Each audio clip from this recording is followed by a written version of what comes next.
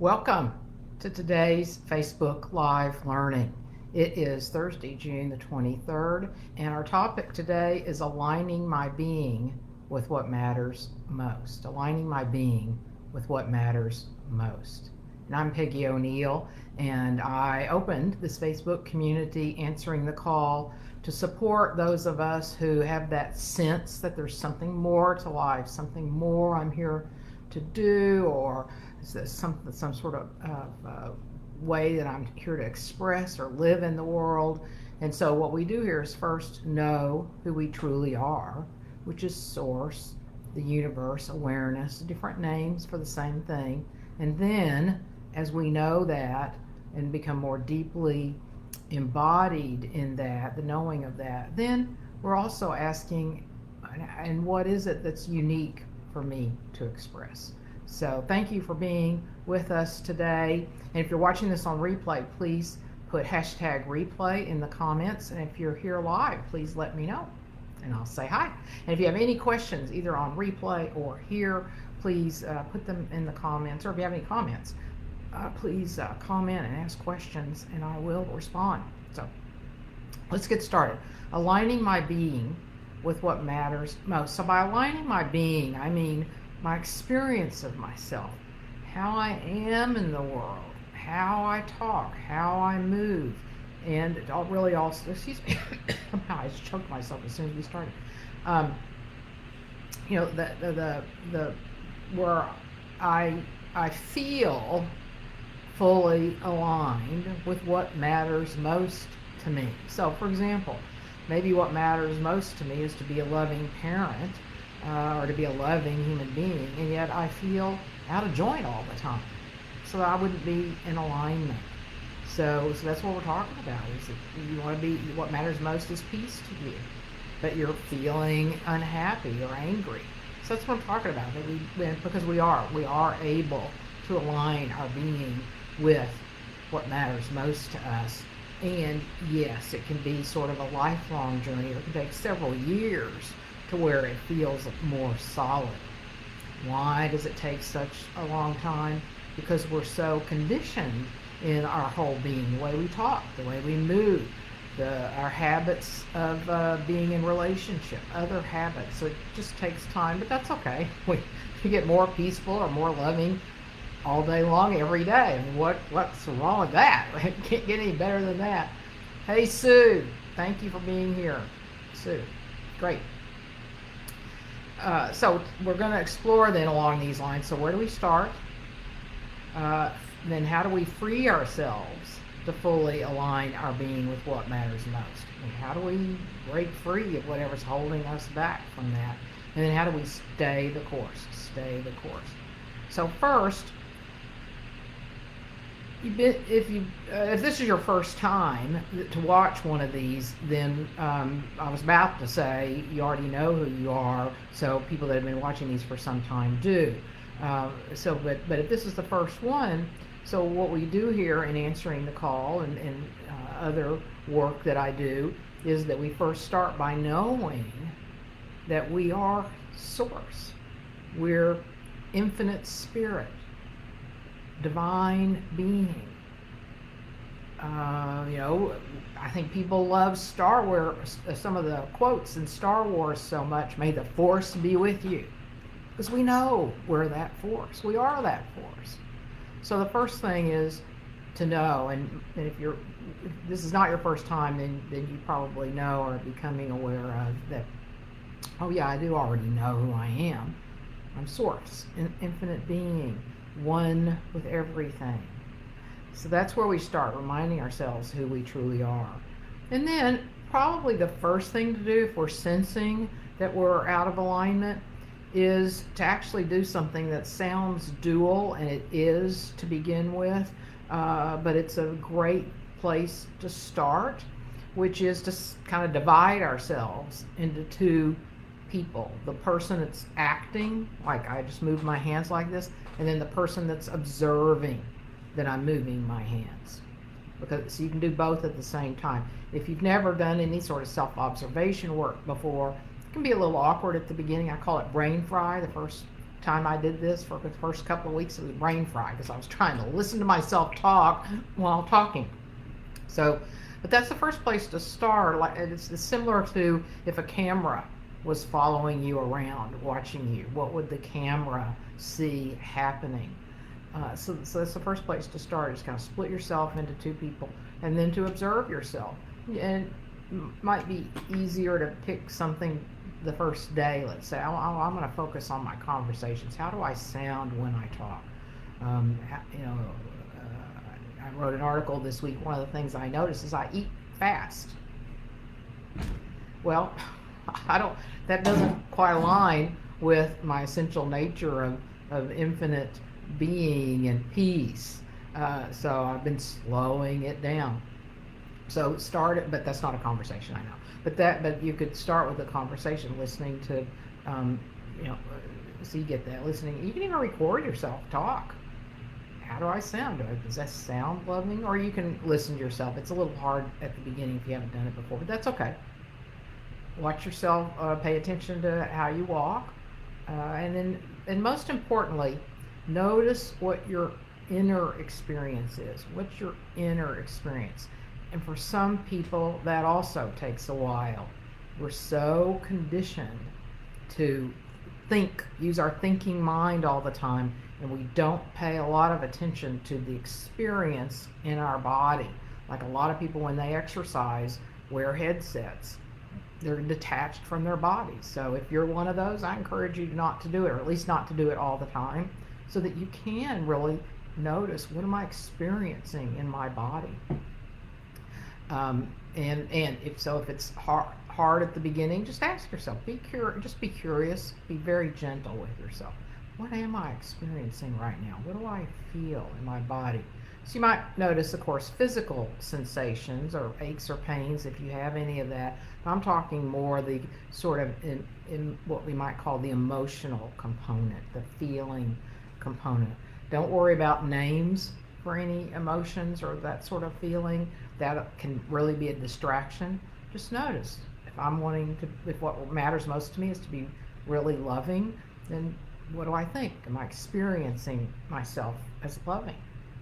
So that's the first thing to do, is to observe yourself. And you can keep a journal if you want, and that'll so you'll have the idea of what's in alignment, what's out of alignment. All right, then number 2, free yourself to fully align your being with what matters most. So you could say, free myself. What does that mean? Well, we've all been conditioned to behave and think and talk the way that we do. Yeah, we have. It's almost like it was inserted into us in the first 7 years of our lives. So we're conditioned. We pick up behavior patterns, speaking patterns, even feeling patterns from our childhood home. Whatever it felt like there. If you haven't done any of this work, you probably somewhere inside still feel what you felt when you were a child. Like when I was growing up, our environment was pretty tense, a lot of arguing, so that's and resentment. And so just recently I've noticed that I've been doing a lot of work around it, so it's pretty much evaporated. But I had this strong feeling of resentment, which I had not until recently realized. It's because as you start removing these veils that between yourself and who you truly are, then other layers show up. So this really is a beautiful, beautiful thing to do. So that's what I mean by freeing ourselves up. So how do we do that? How do we release our habits, our historical patterns? Well, first, remind yourself who you truly are. And it's okay to put notes around, whatever it is that you're trying to focus on. The Buddhists have what they call reminder cards. Because, again, if we're habitual, we do the same thing all the time. So it's good to do something to remind ourselves. Put a note on the bathroom mirror or on your computer or something to remind yourself who you are, so that that'll help trigger to check back in. And you have to really want it. You have to really want it. It will not happen on its own. And I am a big testament to that. I have been coaching for over 30 years, Had lots of training, taken lots of courses for my own development, to learn how to be a better coach, all kinds of things. And I eventually realized no exercise, no, I mean, I don't mean physical exercise, although that's part of it too, but no physical exercise, like to try to release tension or something. And then no, like writing exercise, no conversation, no book. It's not going to just happen. I have to have a clear intention, and a focused intention, and I have to really want it, and I have to stick with it. And then I have to intentionally align my thoughts, my feelings, and so on. So you might have heard me say here before that we're not trying to change anything. So if you hear that, I'm trying to change something, we're really not trying to change anything, but what we are doing is observing and feeling, is that in alignment? Oh, that's not. Okay. Well, then I'm going to make a different choice here. I'm going to make a different choice here. So we're not changing ourselves. We're making choices that align with our essential nature. And that also includes a clear intention. Yeah, I'm going to stick with this. I'm going to fall off the wagon and I'll get back on. Fall off the wagon. That's part of it too. But it does take that I'm committed to this, because it's not just going to happen someday. Not just going to happen. All right, so then one thing to do is, I've told the story quite a few times, but when I wanted to love my mom, I didn't know anything about non-duality. It might have been a lot easier if I had. But I just decided to not listen to my thoughts and not pay attention to my emotions. So it's challenging, but that's the thing to do. Now you might have to do the observation first so that you notice, oh yeah, I could see what I'm thinking. And then you don't let your thoughts run your life. So that's one of the ways to align, because your thoughts might say, get mad at this person, or get back at this person, or say this, or do that. So you just don't listen to them, because what it's telling you to do is not in alignment. I mean, if it is, of course, do it. But lots of times it's not in alignment. So you don't listen to the thought.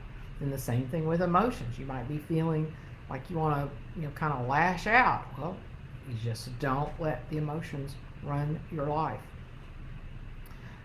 So, yes, it can be challenging. So one process that's fairly easy to do and to remember is to, when you notice, especially with emotions, but usually with thoughts, if they're what we call negative thoughts, you're going to feel some sort of emotion with it. So when you feel something that's not in alignment with your essential nature, or what matters most to you, then you just remind yourself, relax. As soon as you say relax and do it with intention, your body can relax. So with intention, relax the body, and then say to yourself, all of a sudden I lost my thought. Allow. Then allow. What you're doing is you're allowing your thoughts, you're allowing your emotions to be there. You're not trying to change them. You're not trying to get rid of them. But just relax, allow. And the irony of it is, when we allow our thoughts and emotions, and they're more likely to move on, because we're not resisting and energizing them. So we relax, allow, and then to ourselves say release. And then you might notice, some movement and energy. I'm releasing this intensity. And if it's a very intense situation, then it might take a little while. You might have to repeat that. But you repeat it in a slow, intentional way, and then open. So relax, allow, release, open. So you're reminding yourself, now that you've released, there's an opening. So I'm reminding myself I'm staying open. And sometimes, I've sat, if I've had a real intense something appear for me to be with, I've sat for an hour or two doing some version of what we're talking about today. So, but again, it's back to, I want to live aligned with what matters most to me. So then I'll do that. And you may never do that, because you want to trust yourself and what most supportive of you. So there's not like a practice, there's not a formula. It's starting with, I'm going to live what matters to me, and I'm going to be whatever it takes. Not the traditional committed action, do whatever it takes, but this matters to me, and I'm going to live this. So whatever it takes. and then stay the course. It won't be natural. Anytime we notice that we're saying certain things and we want to say something different, it's not going to be natural to say something we've not normally said. It's going to feel uncomfortable. It's going to feel like, well, that's not me. Except the conditioned you was conditioned. That's not you either. So it can feel uncomfortable to say something different or to not engage in a conversation the way you usually do, or especially to not react, as I mentioned a few minutes ago. So it won't feel natural. And then you just pay attention. So as you do this, you'll really get good at always paying attention. And there's no judgment here. You know, you'll do something or say something, and then an hour later think, oh, I could have said that better. It's okay. It's okay. That's what we're always doing, is aligning, becoming more and more aligned, and expressing it more and more. See, this, I'm not saying that very well. So for me, I really want to be more and more loving. So that's what I'm saying by more and more. So I go, oh, I could have said that a different way. Oh, okay, so this would have been a more loving way to say this, or a more loving way to go about this. So no judgment. It's just keeping myself on top of becoming more of truly what matters to me and how I want to live and how I want to express myself. And then you just keep checking in with noticing what you're experiencing. And you won't all day long. I mean, I've been doing this for quite a while now, and I'll be on emails or a phone call or a Zoom call or something, and I'm not paying attention. But then somewhere in there I'll remember, oh yeah, what am I experiencing right now? And often we can tell what we're experiencing by how we're speaking, how we're engaging. That'll be clues too, because if I'm starting to talk real fast, which I tend to do, then that can be a clue for me. Oh, you may be disconnected from what you really want to say right now. Not always true. Don't hold me to that. All right. So, are there any questions, comments? Was that clear?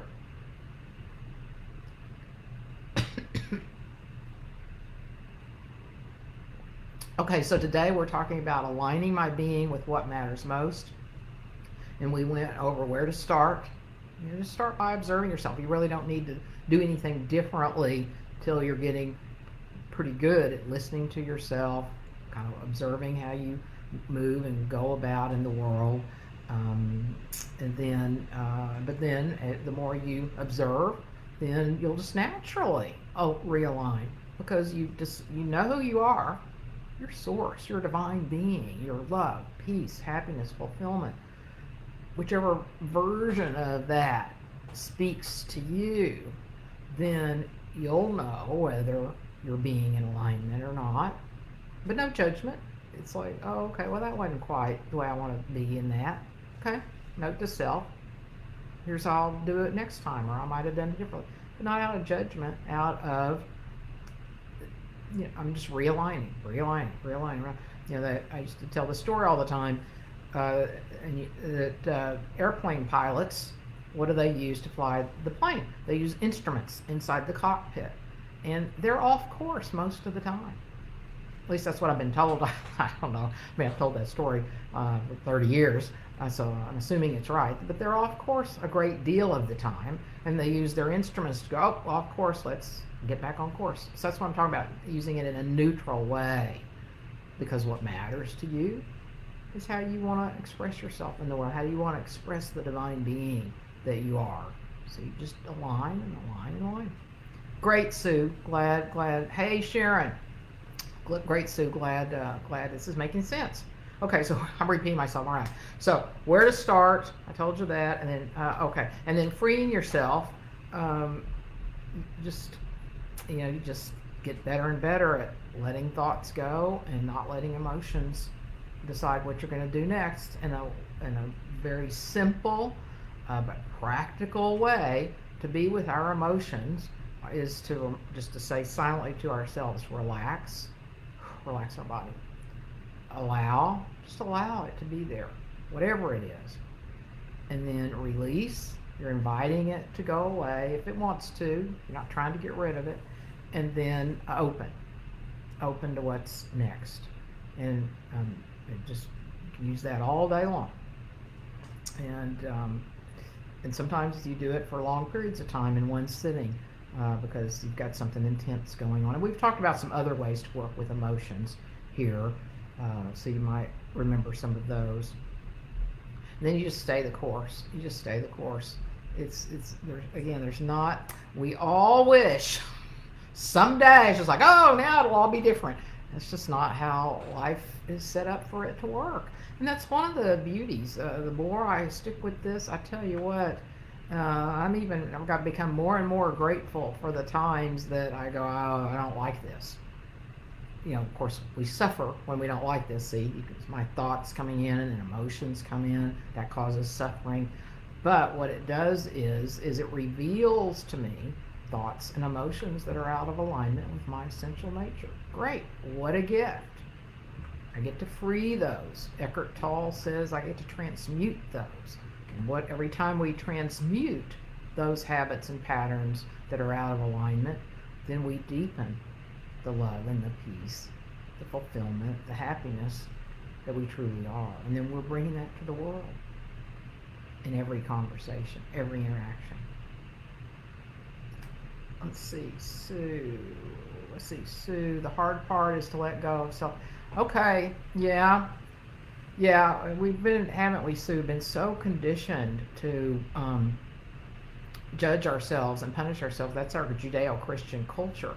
That you do something wrong, you got to pay a price. You got to be punished, and so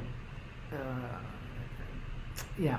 So it's a conditioned behavior that we see it all every day on TV and in the news and on and on. So yes, it can be very hard not to judge ourselves. And of course, that's one of the thoughts and the feelings that's out of alignment, of course, because when we know our essential nature is consciousness, source, by nature, it's allowing. So by nature, we're allowing. So that is one of the real, the disco ball kind of, or the strobe light kind of conditions that we all have been conditioned into that is so out of, and I say strobe light because it's so out of alignment with who we are. And we've been taught God's judgmental, right? I mean, it's not true. It's not, at least the God that is in the wisdom traditions and in all great religions historically. No, God's a loving God. So, but we've been taught that. So thank you, Sue, for bringing that up, because yes, that is one of the hardest things. And of course, it compounds whatever it is, right, that we see that we could have been different with. Now we've added another layer on it. So, yeah, okay. And let's see, Sue, it takes a lot of practice. It does. It takes just being consistent, and eventually it becomes a second nature. It becomes a habit. But by eventually, it might take months, or longer. But that's okay. I mean, it's like, if you wanted to be an Olympic cyclist, you don't become it the first day you ride it, but it matters so much to them that they stick with it. So it's that. And after a while, I have realized that it just, frankly, it feels good. Because that's our essential nature, right? Love and peace, contentment. And so the more that we don't let all those other things take us away from that, then we experience more our essential nature. So, and again, I know I may be making it sound easy in the moment, and I've had several this week. I've had moments this week where I was like, oh, why did that happen? I wish that hadn't happened. But immediately, I remind myself of everything I'm saying today, and then and very grateful for it. And then it starts shifting life too. Starts shifting what's possible. So that's another conversation, but it's very life affirming. I'll put it that way. Okay. All right. So thank you for being here today, and I'll see you. Watch next Thursday. I have an all-day commitment that day. Maybe not in the morning. Anyway, I've got to check that. But our normal time. So thank you for being here today at a different time, and next week's going to be a different time. It might even be a different day. So just watch for the announcement, and it'll have the date and time for next week. But it won't be the 2 o'clock Thursday Central, which I usually do. All right. Thank you. Thanks for being here today. Thanks for your flexibility today. And I'll see you soon.